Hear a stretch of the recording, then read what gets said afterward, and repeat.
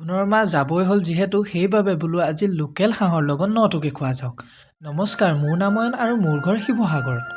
সদায় বেলেগৰ পৰানো কিমান খাব, মানে বাঁহৰ কথা কৈছোঁ। সেইকাৰণে বোলো আজি ন খোৱাৰ লগতে চুঙা দিয়ে চাউলো খোৱা যাওক। তত কৰঠ এখন লৈ বাঁহটোকে কাটি ল'লোঁ। পিছে আমাৰ ঘৰত প্ৰতিটো ন খোৱাতে আইতাই চুঙাত চাউল ভৰাই চুঙাকেইটা সাজু কৰে। আইতা আছে যিহেতু এইবোৰ কাম আইতাকে কৰে। সেয়ে আজি ন খোৱাত ইয়াকে বধা হ'ব। ইফালে মায়েও চেৱা দিয়া চাউল যোগাৰ কৰাত লাগিল।